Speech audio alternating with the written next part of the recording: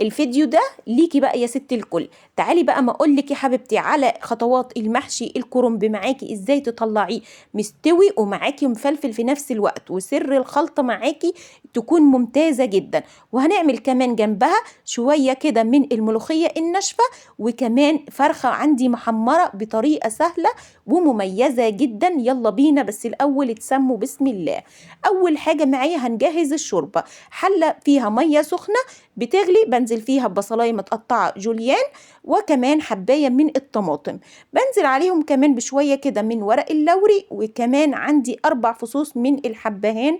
أنا بفتح الفص معايا وبحطه عندي في المية السخنة. زي ما حضراتكم كده شايفين الخطوات مظبوطة جدا.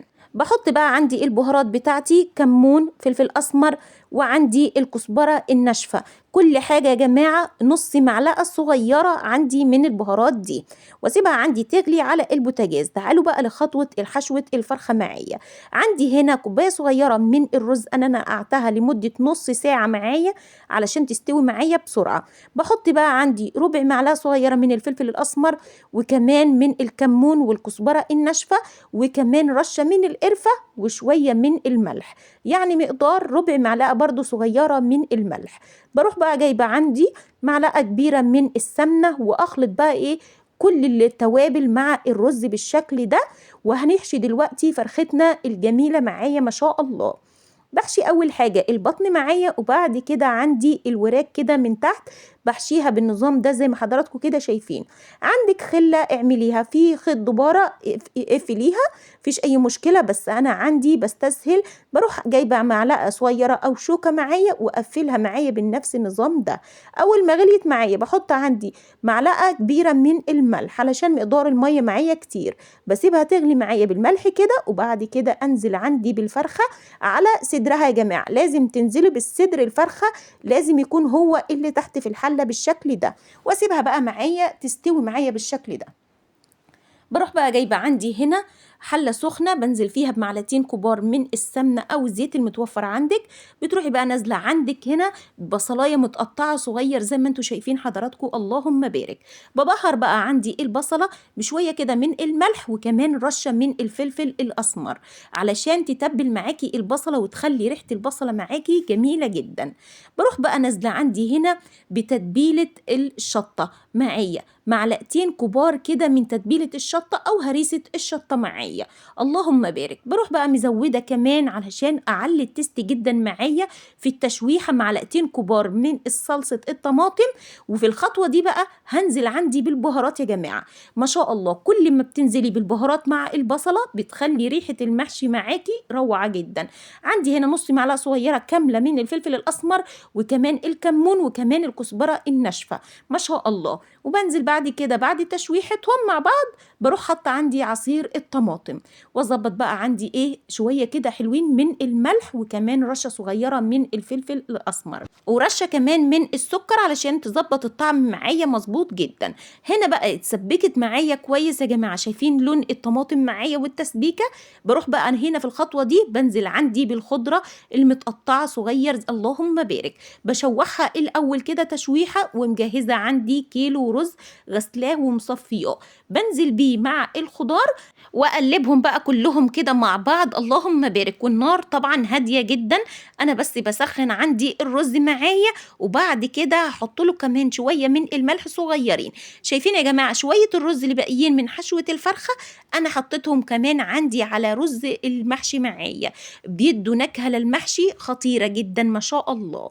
شايفين هنا بقى خلطه المحشي بقت معايا مظبوطه جدا، بس انا هسخن عندي الرز كده لمده دقيقه او دقيقتين ما شاء الله. وبروح بقى مزوده عندي اشوف الملح مظبوط، انا هنا زودت شويه من الملح وكمان شويه من الفلفل الاسمر، وحطيت شويه من الشطه يا جماعه، اللي حابب يستغنى عنها مفيش اي مشكله خالص. بروح بقى جايبه عندي الحله بتاعتي حاطه فيها بطاطس مع طماطم وكمان بصلايه صغيره كلهم متقطعين شرائح او جوليان، دي بقى ارضيه الحله معايا. هنا بقى بمسك عندي الكرنب بالشكل ده، بقطع الكرنب بعد ما اتسلق بميه وكمون ما شاء الله زي ما حضراتكم كده شايفين، وغسلته اكتر من مره. بعد كده هنا بقى جبت عندي الكرنب بالشكل ده، بروح حاطه يا جماعه على الناحيه القاسيه عندي خلطه المحشي، واروح برماه بالراحه كده خالص، واقفل عندي الصباع بالشكل ده. شايفين؟ ولا تقطعي ولا اي حاجه خالص، وانت بتعملي كده هتعملي كل الخطوات مع بعض. شايفين بقى الحته المتقطعه في الكرنب دي؟ بروح عندها حاطه عندي الخلطه، واروح برمى عندي الورقه بالشكل ده، واروح حطاه عندي في الحله، واخلص عندي حله المحشي. بعد كده الفرخة بتاعتي استوت بالشكل ده. تعالوا بقى نعمل معانا أحلى خلطة علشان نحمرها بيها.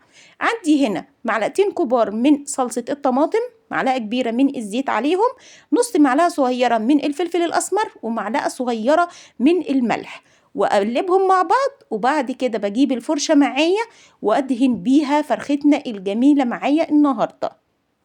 ما شاء الله. شايفين حضراتكم؟ انا هنا هدهنها دلوقتي بالشكل ده. دي بقى احلى خلطة للفراخ او لاي حاجة من الطيور يا جماعة، بتدي طعم ونكهة مميزة جدا للفرخة ما شاء الله. شايفين حضراتكم؟ هنا بقى اعمل كل الفرخة بالشكل ده ما شاء الله، واحطها عندي تحت الشواية تتحمر معايا، هتطلع معايا جميلة جدا. اللهم بارك. بكل سهولة خلصنا كده الخطوات معايا مظبوطة جدا. تعالوا بقى بعد ما طلعتها عندي من الفرن، شايفين يا جماعة شكلها اللهم بارك وطعمها مميز جدا. هنا بقى حلة المحشي بتاعتي خلصتها، بروح جايبة عندي كوباية شوربة كبيرة ما شاء الله، وبحط عليها معلقتين كبار من الصلصة، وأقلبهم مع بعض. وطبعا انتوا عارفين ان انا حاطة على المحشي الكرنب مرق الدجاج رشاها عليها. بروح بقى حاطة كمان على شوية كده من الشطة على الشوربة معايا، وهسقي دلوقتي بقى ايه الحلة الجميلة معايا دلوقتي. هنا بقى في الخطوة دي يا جماعة أنا هشيل الورقة اللي أنا حطها على وش المحشي بالشكل ده، علشان أشوف مقدار الشوربة معايا مظبوط ولا لأ، وهعرفكم إزاي تعملوا مقدار الشوربة معاكم مظبوط. شايفين حضراتكم؟ أنا أول حاجة بحرك عندي الحلة علشان الشوربة أتأكد إن هي دخلت جوه المحشي.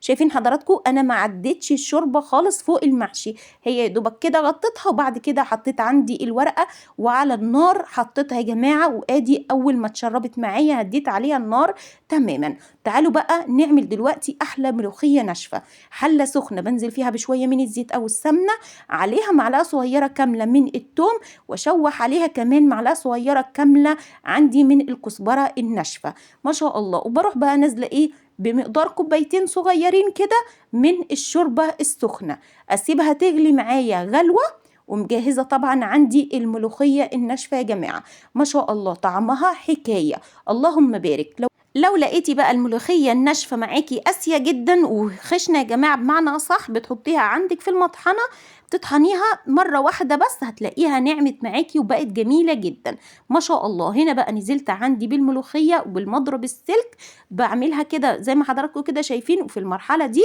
بروح جايبة عندي الهون مكان التوم يا جماعة، بحط فيه مغرفة كده من الشوربة وأقلبهم مع بعض، وبعد كده بنزل مكان التوم على الملوخية في الغليان بدون بقى طشة تانية ولا أي حاجة خالص.